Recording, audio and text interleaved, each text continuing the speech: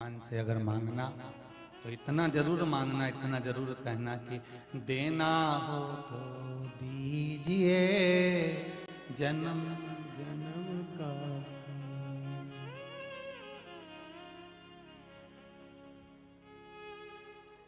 महाराज अगर कुछ कृपा करना तो ऐसी कृपा करना कि हमारा और आपका संबंध बना रहे। कोई रोक के बताए, कोई टोक के बताए, अभी पालानी पड़ा है डमरू वाला से।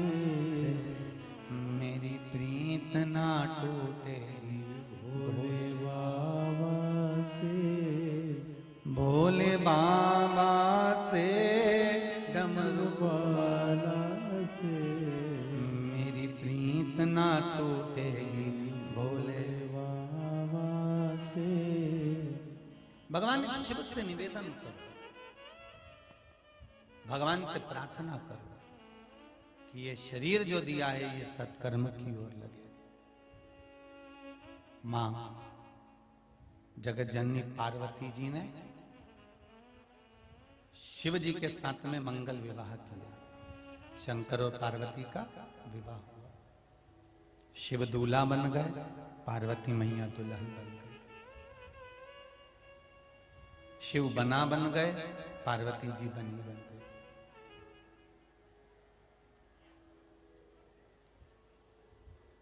ऐसे बना और बनी बनना सरल है, पर दोनों में बने रहना कठिन है। बना और बनी बनना सरल है, पर दोनों में बने रहना कठिन है।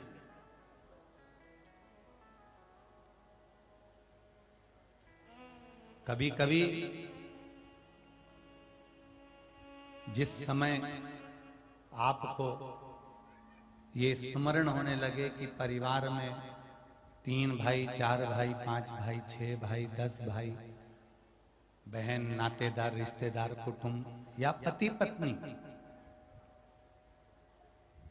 जो भी हमारे घर में रह रहे हैं और उनमें अब थोड़ा विवाद चालू हो गया है, कुछ ना कुछ क्लेश चल रहा है, विवाद चल रहा है, तो प्रयास करा करो कि भगवान शिव पर थोड़ी सी हल्दी चढ़ाकर, फिर कच्चा दूध चढ़ाकर, फिर जल चढ़ाया।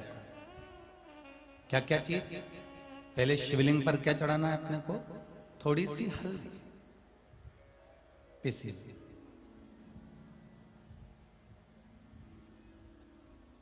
फिर दूध,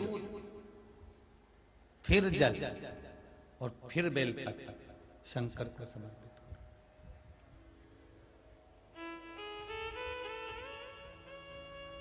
शिव पर समर्पित करी गई हल्दी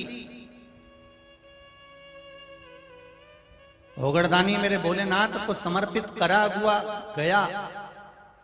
किसी भी चीज का स्मरण कर लीजिए जो शिव जी के पास है, वो जनमानस के लिए। शंकर के पास जो चीज रखी है वो संपूर्ण विश्व के कल्याण की रखी है। शंकर की के पास रखा हुआ कोई सामान छुपा हुआ नहीं, कुछ छुपा हुआ। शिव जी के पास रखा हुआ सब उजागर है, सब उजागर। चंद्रमा सिर पर, विष कंठ पर, सर्प गले में, मृगछाला शरीर पर, और कुछ जो भी है वो सम्मुख में।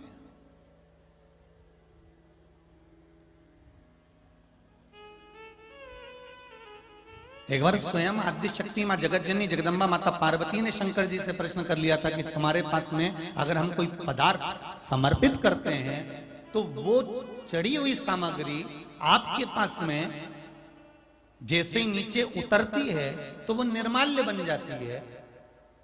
जैसे देवताओं पर चढ़ा हुआ फूल नीचे उतरा, निर्माल्य बन गया।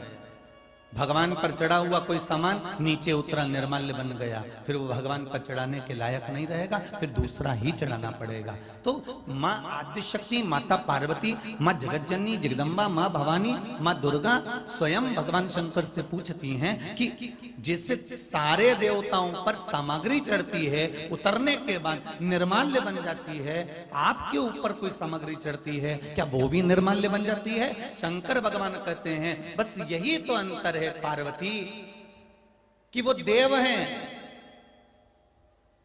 क्योंकि वो बैकुंठ में रहते हैं, इंद्र लोक में रहते हैं, गरुड़ लोक, वरुण लोक आदि आदि ना जाने कितने कितने लोकों में उनका निवास है। पर मैं इस संसार में रहता हूं, मृत्यु लोक में रहता हूं।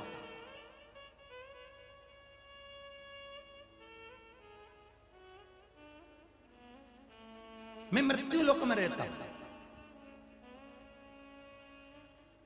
मेरा चढ़ा हुआ निर्माल्य नहीं होगा, वो जनमानस के कल्याण का होगा, जनमानस के कल्याण का होगा जो मेरे ऊपर चढ़ा होगा, वो निर्माल्य नहीं। क्योंकि शिव कहां रहते हैं? पृथ्वी पर।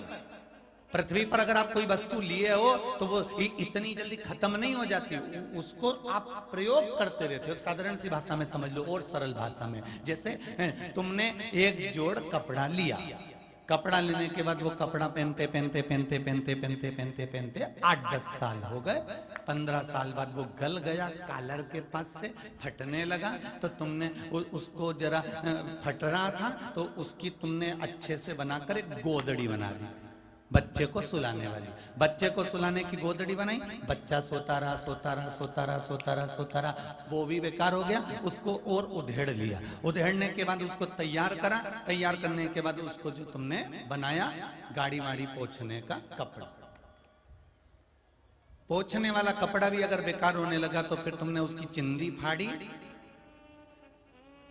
और फाड़ने के बाद छोरा छोरी को नजर लग गई तो उसकी उतार के आग लगा दी। ले अब सोचो जरा, 10-15 साल 20 साल उसने पहन लिया, फिर पहनने के बाद छोटे बच्चे ने पहन लिया, बच्चे के बाद उसके बच्चे ने पहन लिया, बच्चे के पहनने के बाद वो गोदड़ी बन गई, गोदड़ी बनने के बाद पोछे में काम आ गया, पोछे में काम होने के बाद में गाड़ी की सफाई में काम आ गया, आखिरी में फिर वो पोछा कपड़ा भी सोचता होगा। क्यों?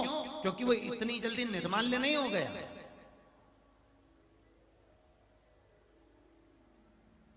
मेरे देव अधिदेव महादेव इस मृत्यु लोक में निवास करते हैं, कैलाश पर निवास करते हैं। शंकर जी कहते हैं मेरे ऊपर चढ़ी हुई बेलपत्र धोकर तुम वापिस चढ़ा सकते हो।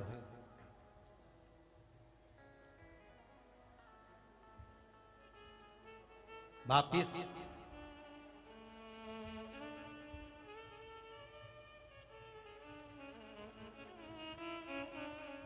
मेरा श्रृंगार आप मेरे ही पुष्प से कर सकते हो,